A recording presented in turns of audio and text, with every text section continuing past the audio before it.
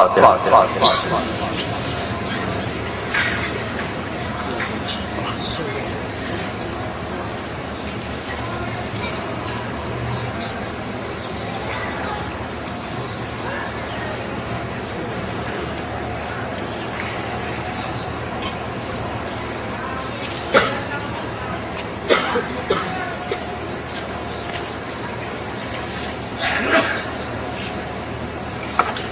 آپ حضرات سے التماس ہے کہ سید حسین ہادی مرحوم ابن سید محمد ہادی مرحوم اور سید محمد ہادی مرحوم ابن سید متقی حسن اور سید محمد رضا کاظمی مرحوم ابن سید خادم حسین مرحوم حضرات کی روایت طیبہ کے ایصال ثواب کے لیے سورہ فاتحہ۔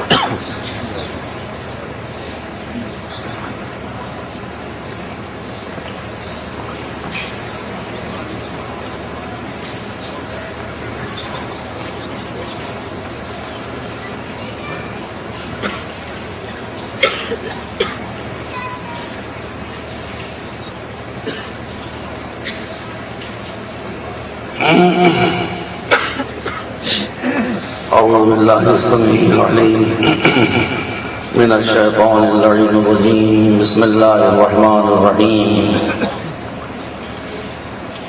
الحمد لله رب العالمين بارئ الخلائق أجمعين والصلاة والسلام والتحية والإكرام على سيدنا ونبينا وشفيعنا بالقاسم محمد وآله الطيبين الطاهرين المعصومين الهداة المهديين الذين أذهب الله عنهم الرجس وطهرهم تطهيرا. ما بعد فقال الله سبحانه تبارك وتعالى وهو أصدق الصادقين يا أيها الناس إنا خلقناكم من ذكر وأنثى وجعلناكم شعوبا وقبائل لتعارفوا إن أكرمكم عند الله أتقاكم. صلوات محمد وعلى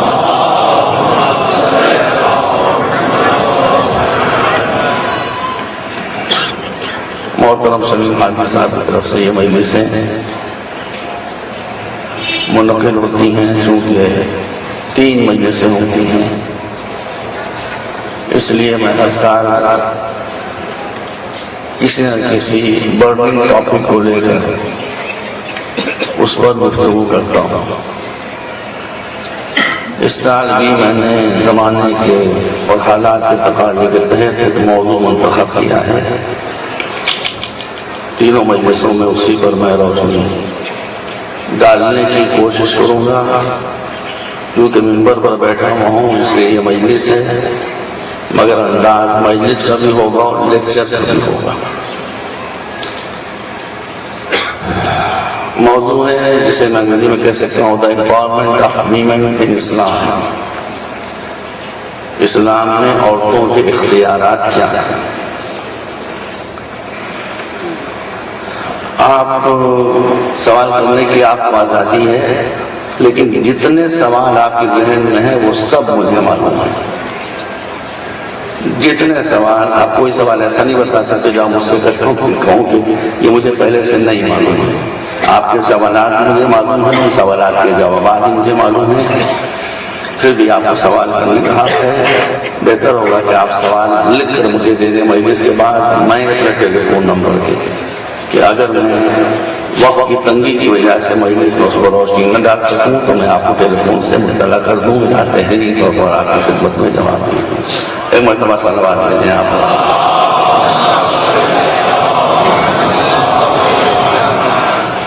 مولانا ناصر عباس حافظ اللہ تشریف فرمائیں، اللہ ان کو سلامت رکھے. ہمارے ساتھیوں میں بلکہ بزرگوں میں ہیں، ہم سے بزرگوں میں ہیں. تو برادر نظیم اشارہ کرنے سے لائی ہے کہ اے لوگوں، مسلمانوں سے نہیں خطاب ہو رہا ہے. اے لوگوں، ہم نے تم سب کو پیدا کیا ہے. بے بسی کی وجہ سے تمہاری خلقت میں مرد اور عورت کا سہارا نہیں لیا ہے.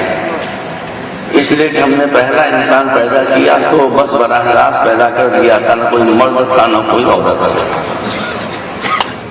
پھر عیسیٰ ابن مریم کا مرحلہ آیا تو ہم نے فقط ماں سے حضرت عیسیٰ کو پیدا کر کے بتا دیا کہ ہم نے قانون بنایا ہے، قانون کو ہم توڑتے نہیں ہیں، لیکن قانون کو مخصوص حالات میں توڑ دینے پر قدرت بھی رکھتے ہیں۔ ہاتھ ہمارے بندھے میں نہیں ہیں، بل یداہ مبسوطتان، ہمارے ہاتھ کھلے ہوئے ہیں۔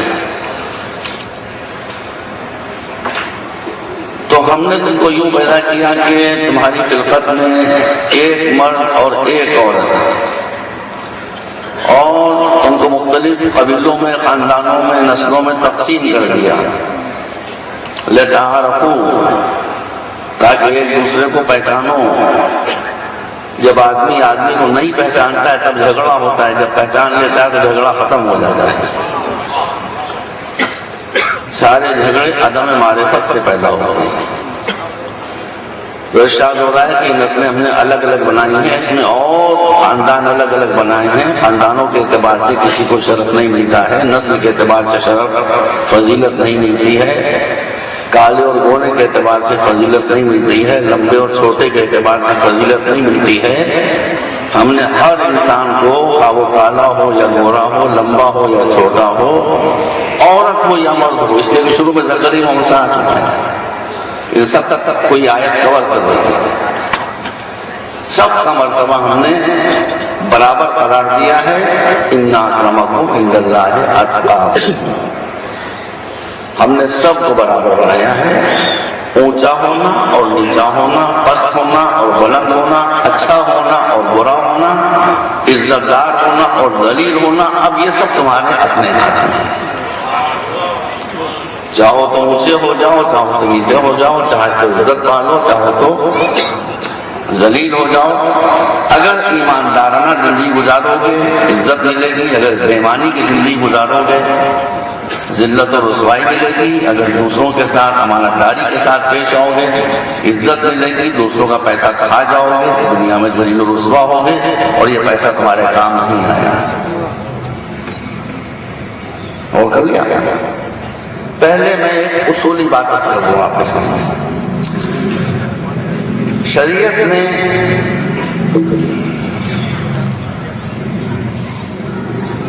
میں کیا کہوں آپ کے سامنے، شریعت ایک رسول امی کے ذریعے آئی ہے۔ امی کے معنی ہے جس نے کسی سے پڑھا لکھا نہیں تھا، اس لیے کہ اس کو پڑھنے لکھنے کی ضرورت نہیں تھی۔ کہ ہماری شریعت کا فنڈامنٹل یہ ہے کہ اس شریعت میں چونکہ اللہ حکیم کی بنائی ہوئی یہ شریعت ہے، لہذا اس میں کوئی بات ریزننگ اور عقل کے خلاف نہیں ہو سکتی۔ یہ ویٹو پاور ہے، اس کو ویٹو پاور ہے۔ اللہ تعالیٰ فرمائیں کوئی بھی شے اگر ثابت ہو جائے کہ یہ عقل کے خلاف ہے، اسے شریعت سے نکال کے پھینک دیں، وہ اللہ کی بنائی ہوئی چیز نہیں ہے، وہ انسانوں کی ٹھوسی ہوئی چیز ہوگی۔ یہ ہے ایک فنڈامنٹل، اس کو ویٹو پاور حاصل ہے۔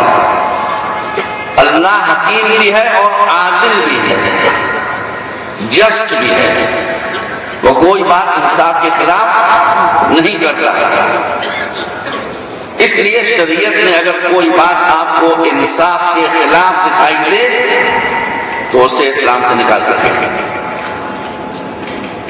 یا کوئی حق اگر آپ کو دیا گیا ہے، توجہ سماعت فرمائیے کہ بعد میں آپ کو سوالات کرنے کا خوب حق حاصل ہے۔ اگر کوئی حق آپ کو دیا گیا ہے تو وہ حق آپ کو اس لیے دیا گیا ہے کہ اس حق کے ذریعے سے آپ انصاف کو قائم کریں گے۔ اگر اس رائٹ اور حق کو آپ ایسے استعمال کر رہے ہیں کہ اس سے انصاف کے بجائے ظلم ہو رہا ہے تو وہ حق آپ سے چھین لیا جائے گا، وہ آپ کا نہیں رہ جائے گا۔ اس لیے کہ اسلام کی فاؤنڈیشن ہے انصاف کے اوپر، ظلم از نو کمپرومائز پوائنٹ۔ ہر بات پر گفتگو ہو سکتی ہے، ظلم پر اور ناانصافی پر کوئی گفتگو نہیں ہو سکتی، اور ہر گناہ آپ کا معاف ہو سکتا ہے مگر ظلم اور ناانصافی معاف نہیں ہوگا۔ یہ بیسک بات ہے بنیادی جسے آپ نے سمجھے. اس لیے اسلام یہ کہتا ہے کہ ہمارے لیے سارے انسان برابر ہیں. اب یہ تمہارا کام ہے کہ تم کیسا کردار اختیار کرتے ہو،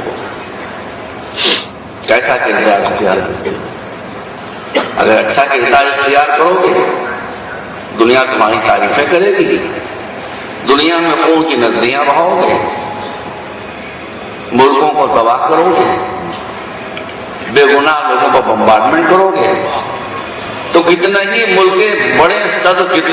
بڑے ملک صدر کیوں نہ ہو تمہارا انجام جوتے کھا کے جانا ہو.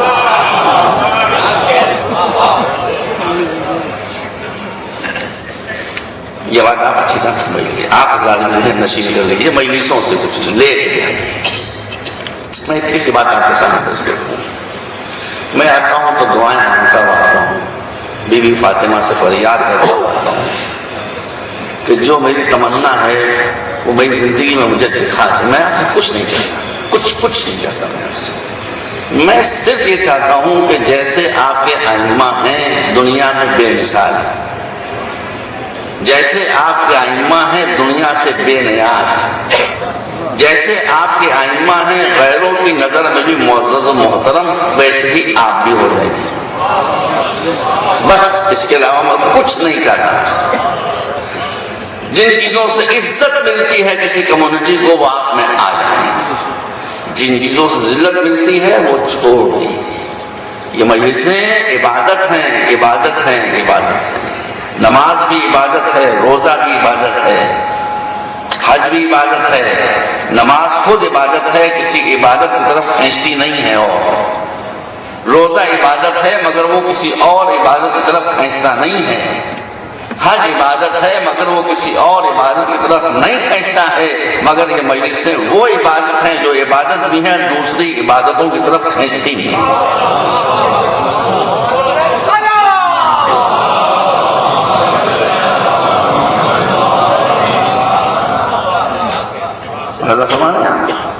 میں دل سے مجلس پڑھ رہا ہوں، خلوص سے پڑھ رہا ہوں. اللہ سے دعا کیجیے کہ اس میں ریا یا اور کسی طرح کا کوئی شائبہ جو اس عبادت کو غارت کر دے وہ نہ آئے، اور آپ بھی اسی اسپرٹ میں سے سماعت فرمائیں. میں گناہ گار انسان ہوں، غلطی کر سکتا ہوں، ٹھوکر کھا سکتا ہوں. آپ مجھے متوجہ کریں گے، میں آپ کے شکریہ کے ساتھ اپنی غلطی کی اصلاح کر لوں گا. دین کے معاملے میں کبھی ضد نہیں کرتا کہ میں نے کہہ دیا تو وہ یہی صحیح ہے یا نہیں صحیح. صحیح ہوا ہے تو صحیح ہو، صحیح کے ساتھ مجھے اپنے کو ایڈجسٹ کرنا پڑے گا، صحیح کو مجھ سے ایڈجسٹ کرنا نہیں پڑے گا. تو اب کردار اگر عورت کے پاس علم ہے، مرد جاہل ہے، تو عورت علم کی وجہ سے بلند ہو جائے. اگر عورت کے پاس سخاوت ہے اور مرد کنجوس ہے تو یہ سخاوت اس کو بلند کرتی ہے. ہر وہ صفت میں جو انسان کو عزت دیتی ہے اگر عورت پائی جاتی ہے تو عورت مرد سے اس صفت کی بنا پر بلند ہو جائے گی. اور اگر مرد میں وہ صفت پائی جاتی ہے تو مرد ہونے کی وجہ سے نہیں، اس صفت کے ہونے کی وجہ سے بلند ہو جائے گا. اصل آپ کا کردار ہے، آپ خود کیا ہیں، آپ خود کیا ہیں. میں آپ کے سامنے مثال دے دوں. ابو لہب اور ام جمیل یہ کون تھے؟ ابو لہب پیغمبر کا چچا، ام جمیل پیغمبر کی چچی. ٹھیک ہے نہیں تھی؟ قرآن نے قرآن چونکہ 70 العیوب کا نازل کیا ہوا ہے اس لیے وہ گناہ بتاتا ہے مگر نام نہیں بتاتا کہ گناہ کس نے کیا. صرف مستثنا ہے اس میں خود پیغمبر کا چچا اور پیغمبر کی چچا. چچا کا نام تھا ابو لہب، اس کی بیوی جو چچی ہوئی پیغمبر کی، چچی تو ہوئی ہے، کیا کہتے ہیں چچی ہوئی نا، وہ تھی ام جمیل. یہ دو وہ تھے کہ جن کو پیغمبر نے چچا اور چچی ہونے کے بعد اپنے سے دور کر دیا. اور قرآن میں سورہ اتر آیا تبت یدا ابی لہب وتب ما اغنی عنہ مالہ وما کسب سیصلی نارا ذات لہب وامرأتہ حمالۃ الحطب فی جیدہا حبل من مسد. 30ویں پارے میں سورہ موجود ہے. بسم اللہ الرحمن الرحیم، جس میں نام لے کر کہا گیا کہ ان دونوں کم وقتوں کے ہاتھ ٹوٹ جائیں، ابو لہب کے ہاتھ ٹوٹ جائیں، اور پھر ان کی بدماشیوں کا ذکر کیا گیا اور انجام بتا دیا گیا ہے. انجام کہ ان دونوں کو جہنم سے کوئی بچا نہیں سکتا. دیکھ لیا آپ نے، یہ پیغمبر کے چچا اور پیغمبر کی چچی کا انجام ہے بزبان قرآن. سلمان فارسی کا کیا رشتہ تھا پیغمبر سے؟ سلمان فارسی کا پیغمبر سے کیا رشتہ تھا؟ کوئی رشتہ ہی نہیں تھا. نسل دوسری، ملک دوسرا، کلر دوسرا، ریس دوسری، ہر شے میں الگ، ہر شے میں دور پیغمبر سے، ہر شے مائنس کیریکٹر پلس، ہر شے منفی کردار مثبت. تو اپنے ایک طرح سے آپ کہہ لیں گھر والے کو، اہل بیت نہیں کہہ رہا ہوں، گھر والوں کو پیغمبر نے اپنے سے دور کر کے قرآن نے ان پر لعنت کر دی اور سلمان کو اہل بیت میں شامل کیا. کیونکہ انصاف یہ ہے کہ جو کرمنل ہو اس کو پیغمبر اپنے سے دور کر دے. جو ایمان کے 10 درجوں پر فائز ہو، آگے تو 11واں درجہ ہے ہی نہیں، جو ایمان کے 10 درجوں پر فائز ہو اسے پیغمبر اپنے اہل بیت میں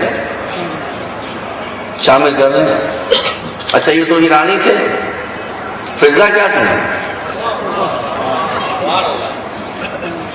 فضا بلیک سلیب وومن. عرب سوسائٹی میں 3 کو سب سے زیادہ پست سمجھا جاتا تھا. عورتوں کو ان کا حق ہی نہیں تھا، آدمی نہیں سمجھا جاتا تھا. بلیک کو آدمی نہیں سمجھا جاتا تھا، غلاموں کو جانور سمجھا جاتا تھا. ارے امریکہ تک میں 200 برس پہ یہی پوزیشن جی. یہاں ایک عیب نہیں ہے معاذ اللہ استغفر اللہ، تینوں چیزیں موجود ہیں. بلیک بھی ہیں، کنیز بھی ہیں، عورت بھی ہیں. لیکن جب فاطمہ کے گھر میں آئی ہیں تو ان کو کیا عزت ملی؟ ان کو عزت یہ ملی کہ کائنات کی شہزادی نے، جنت کی خزادی نے حسن و حسین، زینب و ام کلثوم سے یہ کہا کہ دیکھو یہ جو بیوی آ رہی ہیں ان کو ہمیشہ ماں کہا کرو، ماں کہا کرو.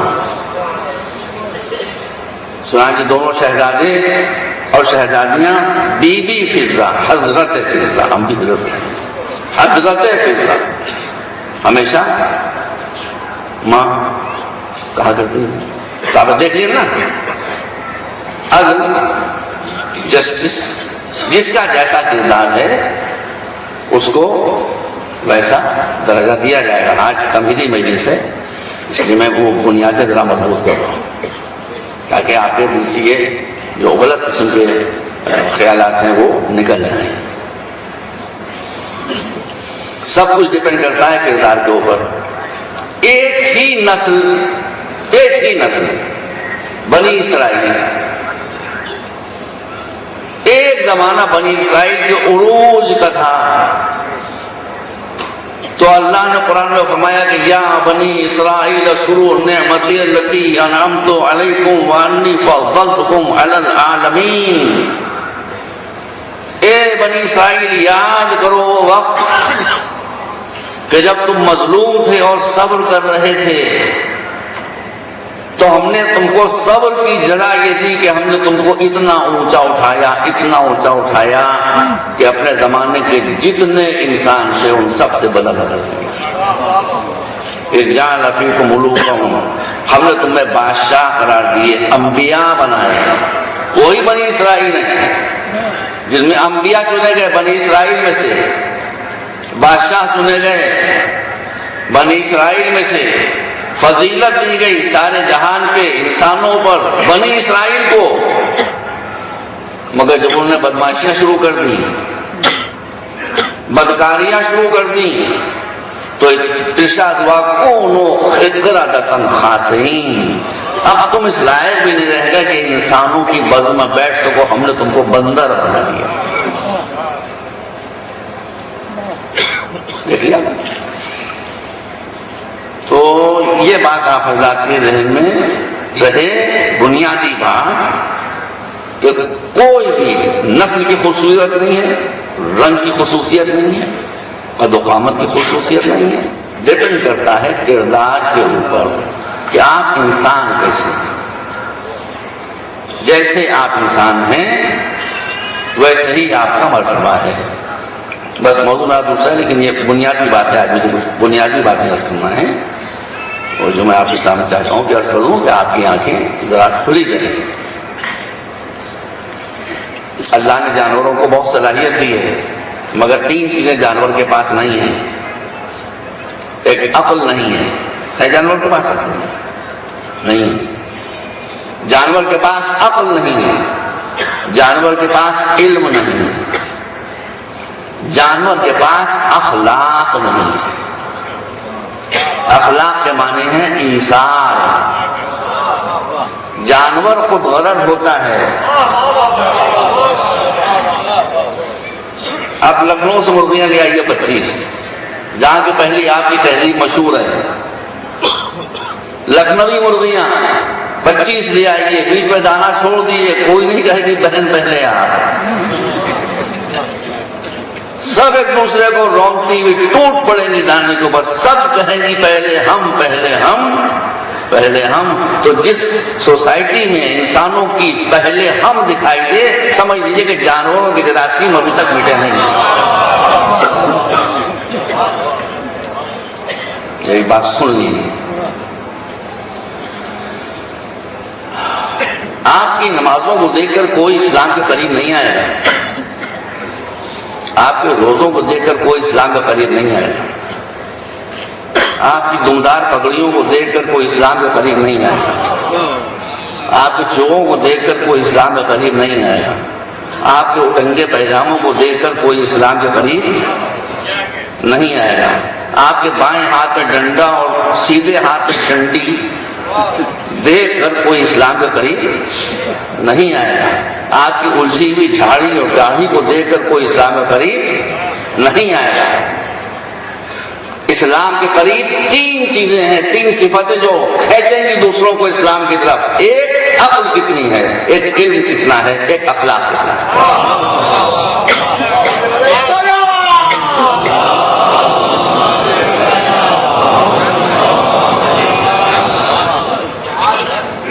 شیطان بڑا بدماش ہے، شیطان بہت بڑا بدماش ہے۔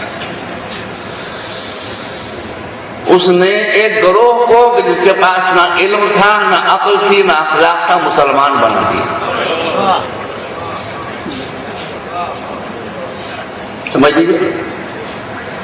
اب مجھے فی الحال گولی کھانے کو ارادہ نہیں، اسے نام نہیں دے رہا ہوں، اسے ڈرتا ہوتا میں نہیں ہوں۔ ایک ایسے گروہ کو جس کے پاس نہ علم تھا، نہ عقل تھی، نہ اخلاق۔ اگر اخلاق ہوتا تو کسی انسان کا کان کاٹتے وہ۔ ابھی 1 ہفتے پہلے خبر آئی کہ جنگ میں پڑی تھی، کچھ لوگوں نے کچھ مسلمانوں کے کان کاٹ لیے۔ قبلہ بتائیے، حدود و تعزیرات میں کان کاٹنا کس جرم کی سزا ہے؟ آپ بتائیے بیٹا، کون سا جرم ہے جس میں آپ کان کاٹ سکتے ہیں کسی انسان؟ ارے بھائی، آپ کافر کے بھی کان نہیں کاٹ سکتے، کونوں کا مسلمان؟ یہ خبریں پوری دنیا میں گئی ہوں گی، جو مسلمان ہونے کا ارادہ کرے تو وہ بھی واپس ہو گئے ہوں گے۔ بھائی یہ مذہب یہاں کان کاٹ دیے جاتے ہیں، آدمی کون جائے گا؟ تو چند جاہلوں نے، چند بدعقلوں نے، چند بد اخلاق لوگوں نے، ارے وہ مسلمان ہوئے تھے تو اصلی مسلمان ہوتے نا، اصلی مسلمان ہوتے، علم حاصل کرتے، اخلاق حاصل کرتے، عقل حاصل کرتے، چشمے میں روشن۔ آپ کیا ایک پراسرار شخصیت ہیں، وہ میری سمجھ میں نہیں آتے بھائی.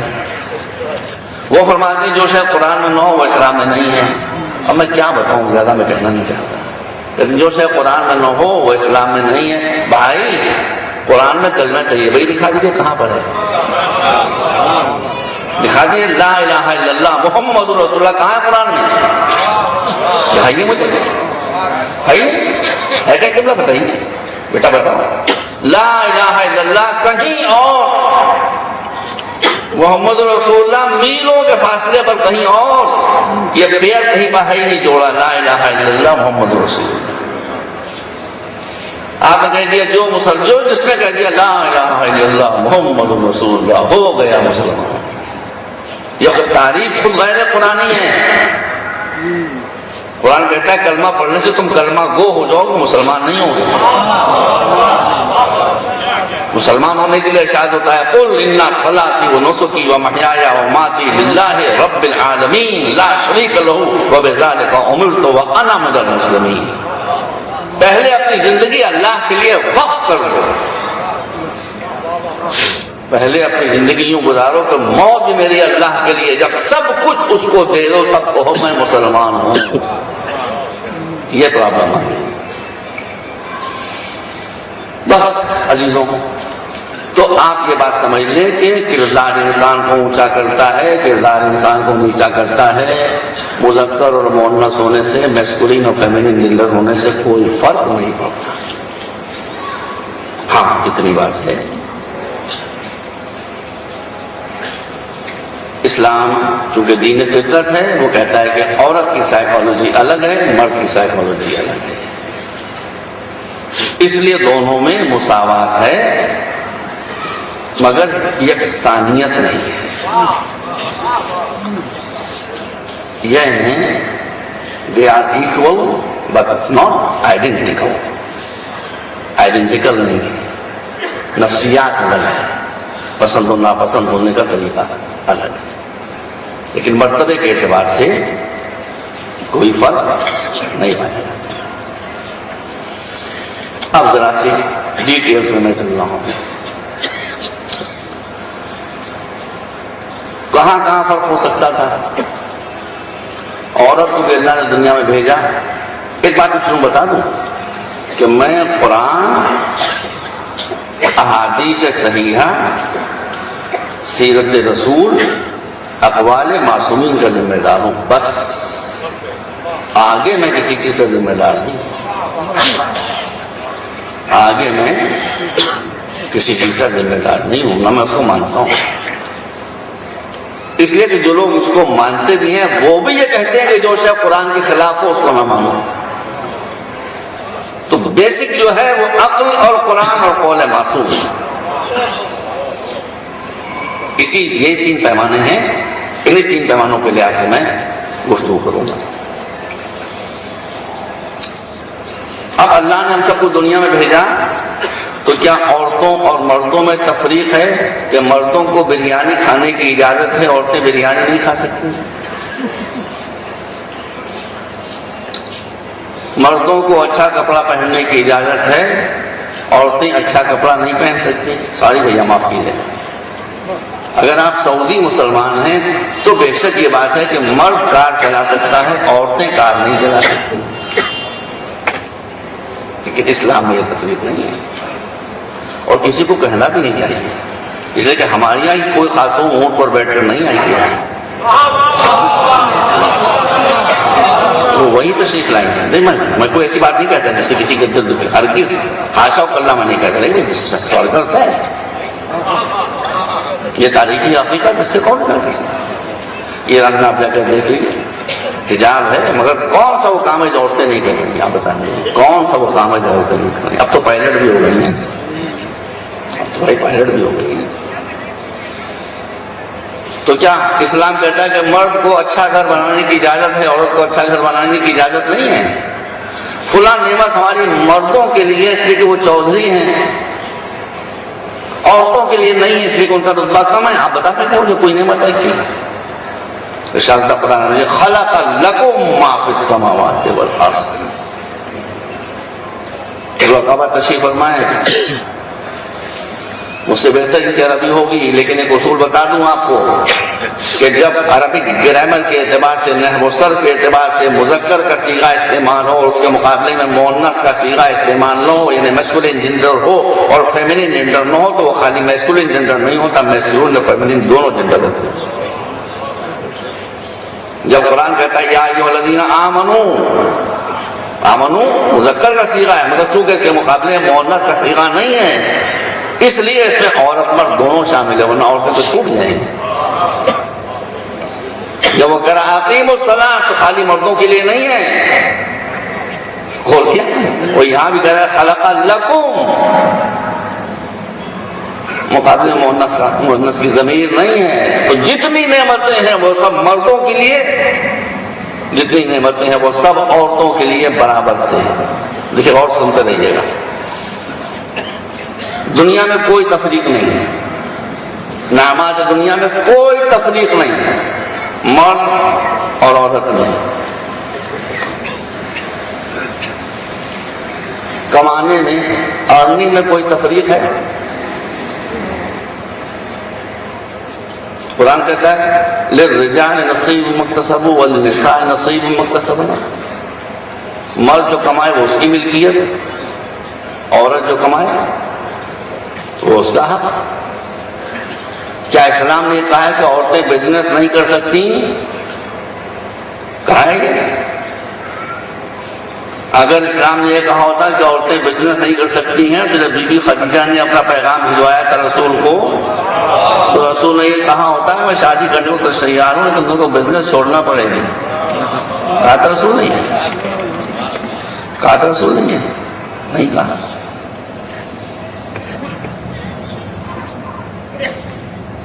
سن لیجئے، سوال ہوتا ہے اکثر جاب کرنا عورت کا حق ہے کہ نہیں ہے؟ آپ سوال ہی غلط کر رہے ہیں، آپ کا سوال ہی غلط ہے۔ جاب کرنا عورت کا فریضہ ہے یا نہیں ہے، یا خالی شوہر کا کام ہے؟ اسلام کہتا ہے نوکری کرنا، ملازمت کرنا، بزنس کرنا عورت کا حق ہے، فریضہ نہیں۔ یعنی شوہر بیوی سے یہ نہیں کہہ سکتا ہے کہ جاؤ تم جاب کرو۔ اگر حق ہوتا، فریضہ ہوتا، تو شوہر کو یہ رائٹ دیا گیا ہوتا کہ اپنی بیوی سے کہے کہ جاؤ جاب کرو، مگر حق ہے اس کا، وہ کرنا چاہے تو روک نہیں سکتا۔ اور جتنے میاں ہیں یہاں، جتنے میاں ہیں ابھی سب میاں کرنے لگے ہیں۔ عورت اگر بزنس کر رہی ہے، عورت اگر ملازمت کر رہی ہے اور پیسہ لا رہی ہے، اور آپ بھی شوہر نامدار بھی بزنس کر رہے ہیں اور پیسہ لا رہے ہیں، تو آپ یہ نہیں کہہ سکتے تم تو خود کما رہی ہو، اپنا خرچہ خود اٹھاؤ۔ Empowerment of women in Islam, this is sort of empowerment. وہ نوکری کر بھی رہی ہے اور بزنس کر بھی رہی ہے، وہ نیٹ سیونگ میں جائے گا، وہ نیٹ سیونگ میں جائے گا۔ اس کے بعد بھی آپ کی جو ذمہ داری ہے خرچے کی، وہ آپ کو ادا کرنا پڑے گی۔ اس کے رہنے کی، سہنے کی، کھانے کی، پینے کی، مکان کی جتنی بھی ضروریات ہیں، وہ سب آپ کا فریضہ اسی طرح سے رہے گا، اس میں کوئی کمی آنے والی نہیں۔ تو جاب کرنا اس کا فریضہ نہیں ہے، اس کا حق ہے، حق ہے، چاہے استعمال کرے چاہے استعمال نہ کرے۔ اگر فریضہ ہوتا تو آپ کی ڈیوٹی، آپ کا یہ حق ہوتا کہ آپ اس کو حکم دے کے جا کر نوکری کرو۔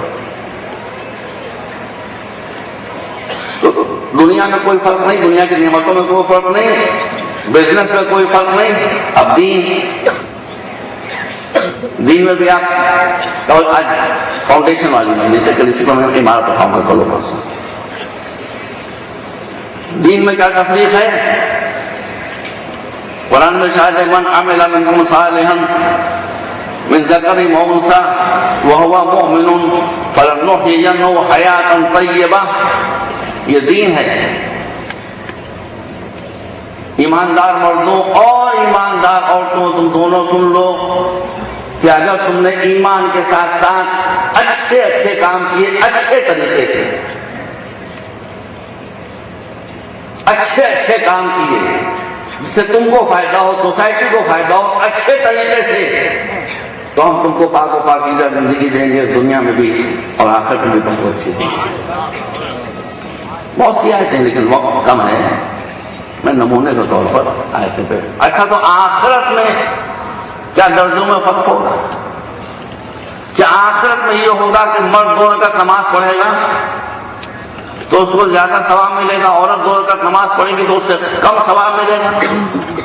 مرد حج کرے گا تو اس کو زیادہ ثواب ملے گا، عورت حج کرے گی تو اسے کم ثواب ملے گا، مرد روزہ رکھے گا تو اسے زیادہ ثواب ملے گا، عورت روزہ رکھے گی تو اسے کم ثواب ملے گا؟ میری بات نہ مانیے آپ، میں کیا ہوتا ہوں، میری کوئی ایسے۔ سورۃ الاحزاب آیت نمبر 34 34 میں آیا، یہ آیت ذرا لمبی ہے مگر میں آپ کو سنا دیتا ہوں۔ ارشاد ہوتا ہے، دیکھیے عربی میں جب میسکولین جنڈر ہوتا ہے جمع کا تو واو اور نون یا یہ اور نون سے جمع آتی ہے، جیسے مسلم مسلمین، مومن مومنین، سمجھ رہے ہیں؟ اور جب فیمینن جنڈر ہوتا ہے تو الف اور تے کے ساتھ جمع آتی ہے، جیسے مسلم اور مسلم، مسلمہ اور مسلمات۔ تو جہاں جہاں الف اور تے آتا ہے سمجھیے عورتیں، جہاں جہاں یہ اور نون آتا ہے سمجھیے کہ مرد۔ اب اور کیجیے آپ آیت نمبر 34 134 ارشاد ہوتا ہے، بسم اللہ الرحمن الرحیم، ان المسلمین والمسلمات، ان المسلمین والمسلمات یعنی مسلمان مرد اور مسلمان عورت، یہی سلسلہ چلے گا، اس لیے میں شروع متوجہ کر دیا۔ ارشاد ہوتا ہے، ان المسلمین والمسلمات والمؤمنین والمؤمنات والقانتین والقانتات والصابرین والصابرات والخاشعین والخاشعات والمتصدقین والمتصدقات والصائمین والصائمات والحافظین فروجهم والحافظات والذاکرین اللہ کثیرا والذاکرات اعد اللہ لهم مغفرۃ واجرا عظیما۔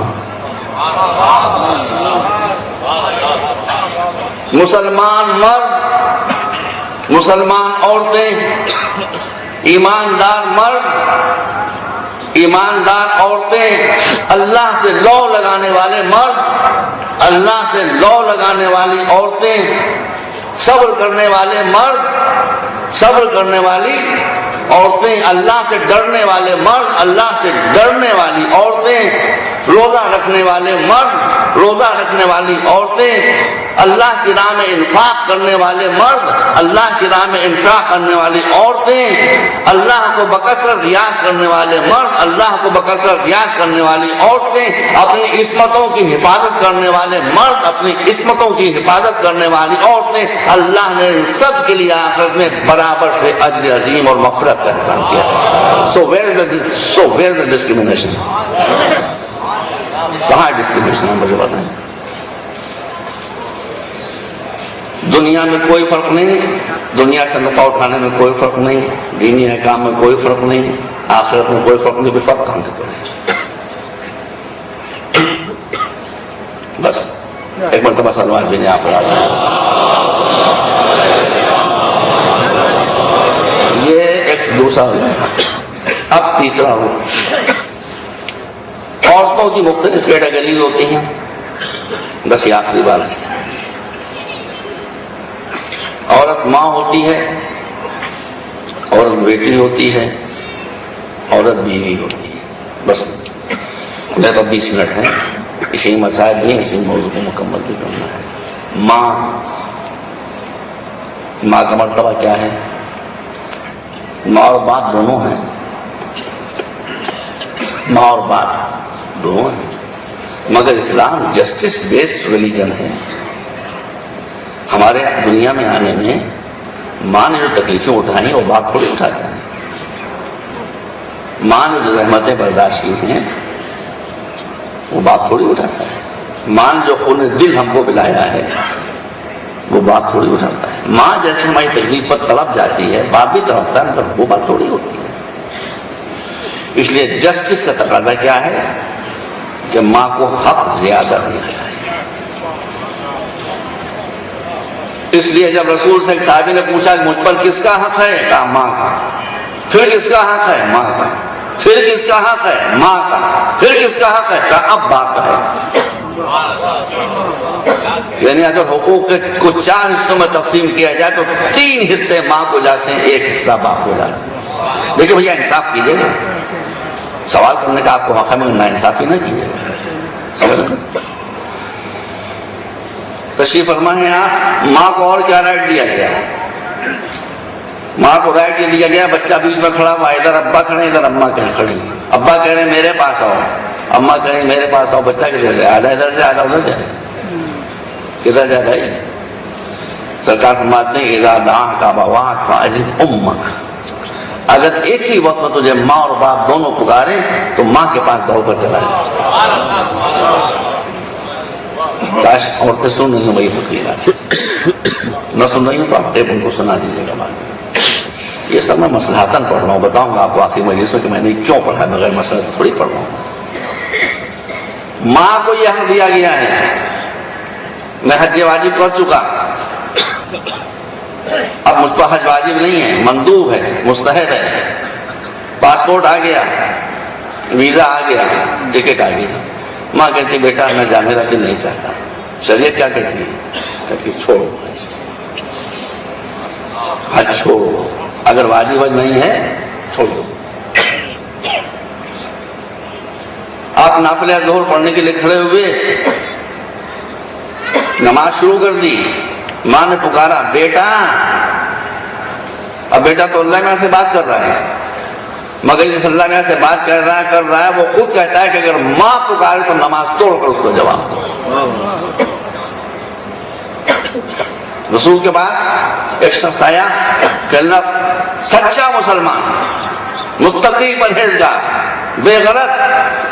سرکار جہاد میں جانے کو دل چاہتا ہے، جہاد میں جانے کو دل چاہتا ہے، مسلمانوں کو لشکر جا رہا ہے، مجھے بھی جانے کی اجازت مرحمت فرمائی. تو آپ کا رکاوٹ کیا ہے؟ کہ رکاوٹ نہیں، میں تو آپ سے مشکل سامنے رکھ رہا ہوں. کیا مشکل ہے؟ کہ میری ایک ماں ہے، اس کا میں تنہا بیٹا ہوں، نہ کوئی اور بیٹی ہے نہ کوئی اور بیٹا ہے، بڑھیا ہے، معذور ہے، میں اس کی خدمت کرتا ہوں. اگر میں حج پر چلا گیا تو جتنے دن میں حج کے سفر پر، جہاد کے سفر پر رہوں گا، اتنے دن اس کی خدمت نہیں کر سکوں گا. سرکار نے فرمایا کہ نہیں، تم جہاد کرنے نہ جاؤ، تم جہاد کرنے نہ جاؤ. وہ ایک رات جس میں تم اپنی ماں کی خدمت کرو گے 70 برس کے جہادوں سے بہتر ہوگا. باتیں تو اور بھی ہیں لیکن وقت اب نہیں ہے. یہ ہے ماں کا مرتبہ. تو مشہور دبیر اور انیس دونوں کا رنگ یہاں موجود ہے. الجنت تحت اقدام الامہات. بات ایک تھی مگر دبیر نے اپنے رنگ میں کہا دونوں. آفتاب و مہتاب تھے، کوئی کہہ نہیں سکتا کون اونچا ہے کون آگے کون پیچھے. کبھی وہ آگے بڑھ گئے کبھی وہ آگے بڑھ گئے. الجنت تحت اقدام الامہات. جنت ماں کے پاؤں کے نیچے ہے. اسی کو دبیر نے کہا زیر قدم والدہ فردوس بری ہے. یہ دبیر ہیں، زیر قدم والدہ فردوس بری ہیں. اور انیس یہی کہتے ہیں ماں کے پاؤں کے نیچے بہشت ہے. یعنی یہ مرتبہ کس کو؟ جنت ماں کے پاؤں کے نیچے ہے. یہ ماں کا مرتبہ ہے. بیٹی کا مرتبہ اس وقت ختم ہو گیا.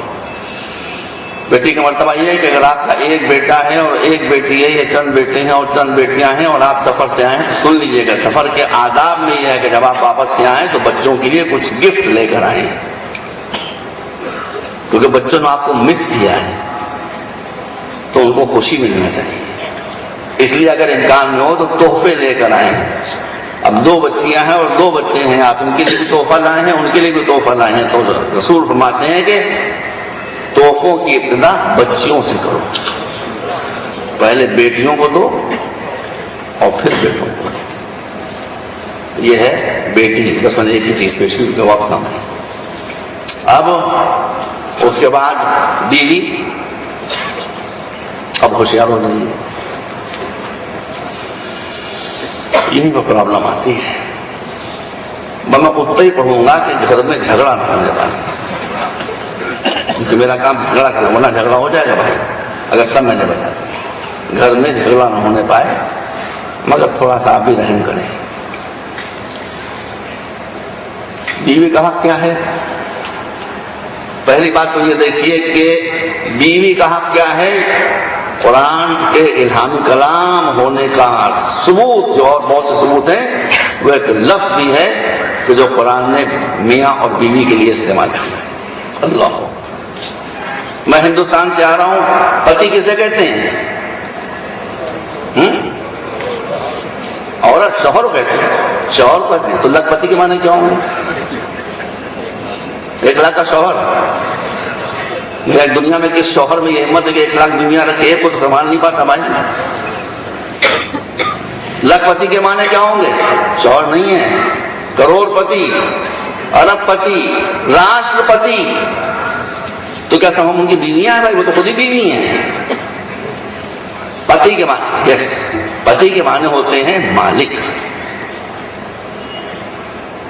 تو ہندو مذہب میں کیا کہا جاتا ہے؟ خالی پتی کہا جاتا تو وہی بہت تھا۔ پتی دیوتا، پتی پرمیشور، خدا تک منصب پہنچا دیا گیا۔ باتیں بہت ہی، لیکن میں تفصیل کو چھوڑ رہا ہوں۔ پرشین میں کیا ہے؟ ایرانی تہذیب میں، ایران کی جو اسلامی تہذیب، اس بات پر نہیں کر رہا ہوں، یہ قرآنی تہذیب، پرشین لینگویج۔ پرشین میں کیا کہتے ہیں؟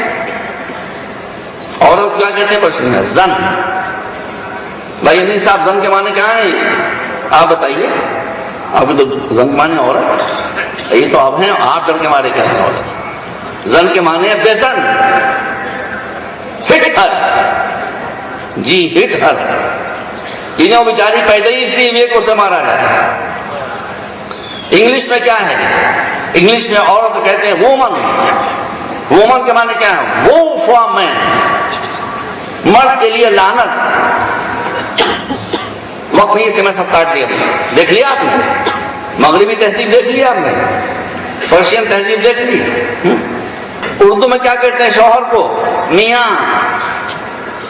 میاں کے معنی کیا ہیں؟ میاں نواز شریف سے پوچھیے، میاں شہباز شریف سے پوچھیے، اور ان سے پوچھنے کی ہمت نہ ہو تو اللہ میاں سے پوچھیے۔ میاں کے بھی معنی ہوتے ہیں مالک۔ خدا کے لیے انصاف کیجیے، جو زبانیں مجھے آتی تھی اس سب میں نے بتا دیا کہ شوہر کو کیا کہتے ہیں اور زوجہ کو کیا کہتے ہیں، بیوی کو کیا کہتے ہیں۔ صرف قرآن ہے کہ جس نے زوج کا لفظ استعمال کیا۔ اللہ زوجہ آپ نے گڑھا ہے، بیٹا زوجہ آپ نے گڑھا ہے، قرآن میں زوجہ نہیں ہے کہیں۔ زوجہ علماء نے گڑھا ہے، ہم نے گڑھا ہے۔ قرآن میں زوجہ کا لفظ ہی کہیں نہیں آیا۔ ہم کہتے ہیں زوجۃ موکلی تاجر، زوجہ ہم نے بنایا ہے، قرآن کہیں زوجہ نہیں ہے۔ قرآن میں زوج ہے۔ زوج کے معنی کیا ہوتے ہیں؟ پیر۔ زوج کے معنی کیا ہے؟ دو برابر کی چیزیں مل کر ایک جوڑا بنانے والی۔ جیسے گاڑی کے دو بالکل برابر کے پہیے، ایک پہیا چھوٹا ہو تو گاڑی چل ہی نہیں سکتی۔ جیسے دو برابر کی آنکھیں، جیسے دو برابر کے کان، جیسے دو برابر کے ہاتھ، شرط ہے یہ کہ دو برابر کے ہوں اور مل کر ایک مشن انجام دے رہا ہوں تو وہ ایک دوسرے میں زوج کہلاتا ہے۔ ایک لفظ زوج استعمال کر کے قرآن نے پورے نظریے کی وضاحت کی، دونوں کا مرتبہ۔ بس یہ ہے فاؤنڈیشن، اور کل پرسوں کی مجلس اسی فاؤنڈیشن پر اٹھے گی۔ اس میں بہت سی دلچسپ باتیں بھی آئیں گی، آپ کو سوالات کرنے کا بھی حق ہے۔ آپ کو ظاہر ہے کہ آپ کے دماغ میں یہ بات بچھا دی گئی ہے، مجھے کھوجنے میں تھوڑا ٹائم لگے گا، لیکن جو میں کہہ رہا ہوں وہ صحیح ہے۔ قرآن یہی کہتا ہے، حدیث یہی کہتی ہے، معصومین یہی کہتے ہیں۔ کچھ لوگ ہیں جو یہ نہیں کہتے، ان کا میں ذمہ دار نہیں، وہ بھی بتا دوں کون نہیں کہتے ہیں، کون کیا کہتے ہیں اور کیا۔ اسلام میں آپ فیصلہ ہی نہیں کر سکتے کہ مردوں کا احسان زیادہ ہے کہ عورتوں کا احسان زیادہ ہے، آپ فیصلہ نہیں کر سکتے۔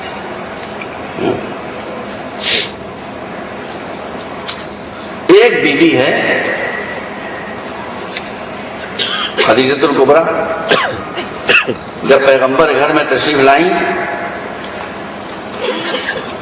اور اسلام کا مشن شروع ہوا تو اپنی دولت جو سونے کے سکوں پر مشتمل تھی لا کر پیغمبر کے سامنے ڈھیر کر دی، تو سونے کے اتنے سکے تھے کہ جب سکے بیچ میں آ گئے تو نہ حضرت خدیجہ رسول کو دیکھ پا رہی تھی نہ رسول خدیجہ کو دیکھ پا رہی تھی، اتنا انبار لگ گیا سونے کے سکوں کا۔ رسول نے پوچھا یہ کیوں لائی ہو؟ کہا یہ اس لیے لائی ہوں کہ اب اس پیسے کے آپ مالک ہیں، اسے اسلام اور مسلمانوں کی خدمت میں صرف کر دیجیے۔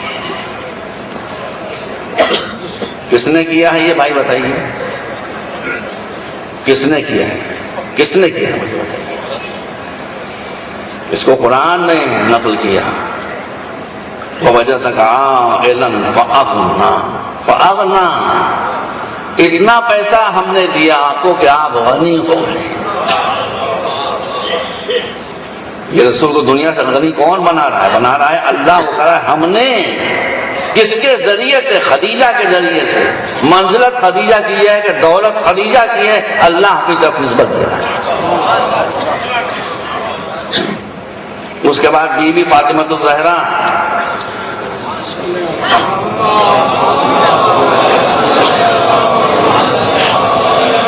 کون ہے دنیا میں وہ بیوی؟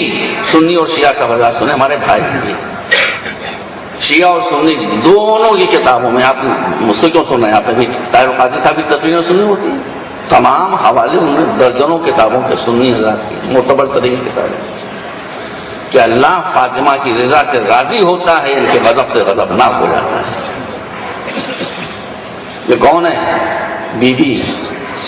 دیکھیے برا نہ مانیے کہ میں بھی آپ علی کے غلام، میں آپ کا غلام، اتنا تو میرا حیثیت نہیں کہ میں کہوں کہ میں علی کا غلام، وہ نہیں ہو سکتا۔ قمبر کون ہو سکتا ہے؟ میں تو قمبر کے غلاموں کا غلام ہوں۔ لیکن ایک بات انصاف سے بتائیے گا، تو لوگ اب آپ ارشاد فرمائیے، آپ مجھے ایک موقع بتا سکتے ہیں کہ جب علی رسول کے پاس آئے ہوں اور رسول تعظیم کے لیے کھڑے ہوئے ہوں؟ ہے ہی نہیں۔ مگر صحیح ترمذی کے الفاظ ہیں، کلما دخلت فاطمہ علی رسول اللہ قام الیہ رسول اللہ ورحبها ورحبها واجلسها فی منزلہ وقبل یدیہا۔ ایک دو مرتبہ کی بات تھی، امام ترمذی رحمۃ اللہ علیہ فرماتے ہیں جب بھی یہ بیوی رسول کے پاس آتی تھی رسول تعظیم کے لیے کھڑے ہو جاتے تھے، ہاتھوں کے بوسے لیتے تھے، ان کو مرحبا کہتے تھے، اپنی جگہ چھوڑ۔ اور اس کے بعد ثانی زہرا زینب الکبریٰ،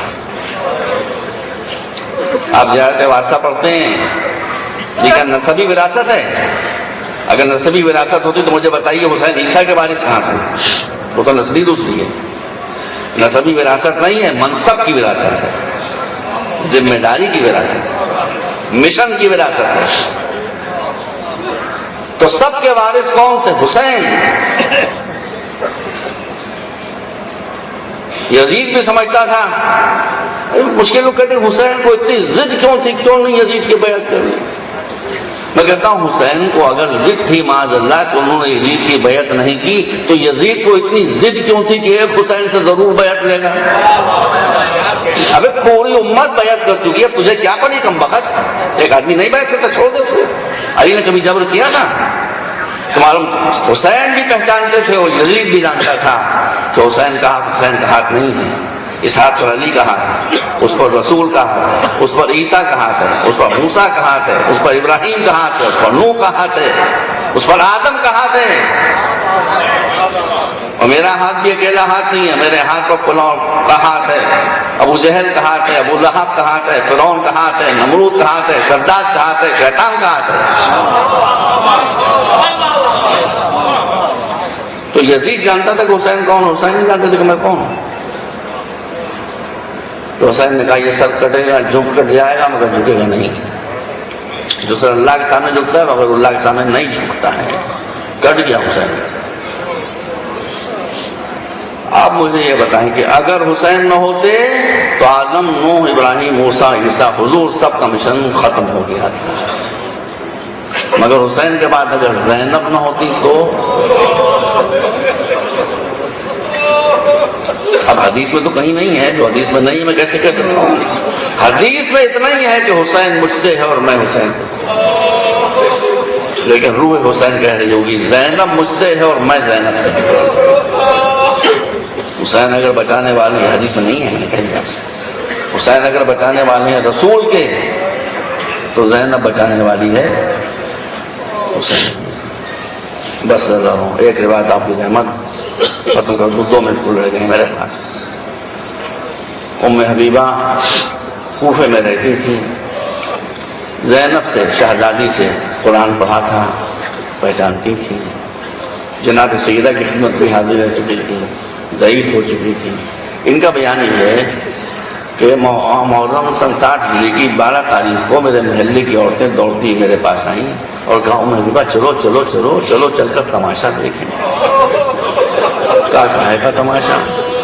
معاذ اللہ، ذرا زبان سے کہتے ہوئے مشکل ہوتی ہے، اب کرے کہ آدمی تاریخ میں جو ہے مجھے بیان کرنا پڑتا ہے۔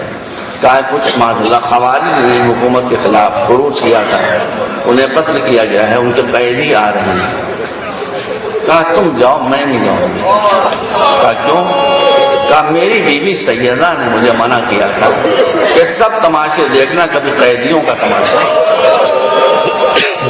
کہا نہیں تمہیں کہیں جانا نہیں پڑے گا، وہ تو تمہارے مکان کی بالکنی کے نیچے صحیح گزر رہے ہیں۔ کہا مجھے وہ کھینچتی ہوئی زبردستی لا کر مجھے مکان کی بالکنی پر چھجے پر بٹھا دیں گے۔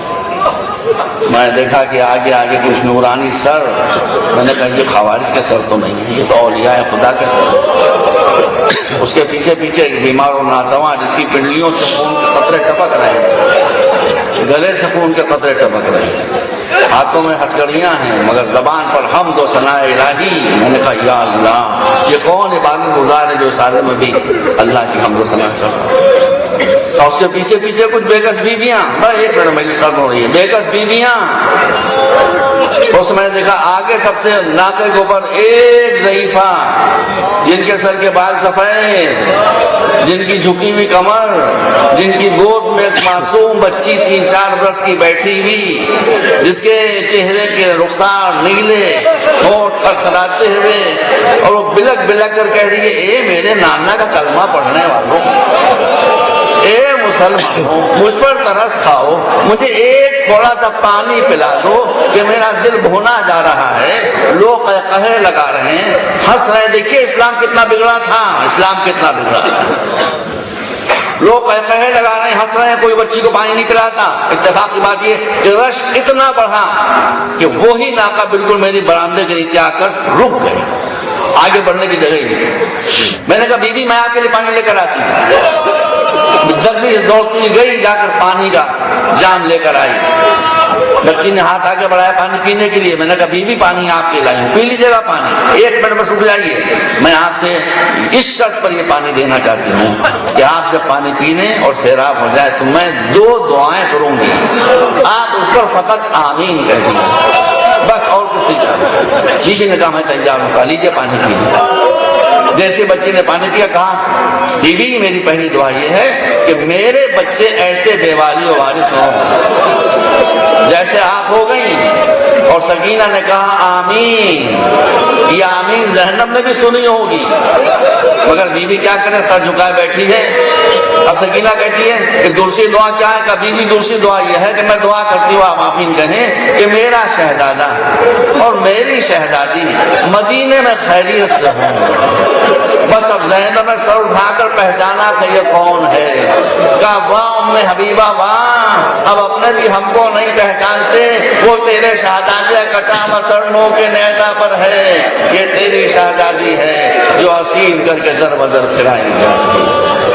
وسيعلم الذين ظلموا أي منقلب ينقلبون اللهم اغفر للمؤمنين والمؤمنات والمسلمين والمسلمات والأحياء منهم والأموات إنك تغفر الذنوب جميعا برحمتك يا أرحم الراحمين ربنا تقبل منا إنك أنت السميع العليم وتب علينا إنك أنت التواب الرحيم اللهم ارزقنا شفاعة نبيك وأهل بيته الطاهرين يوم الورود إنك على كل شيء قدير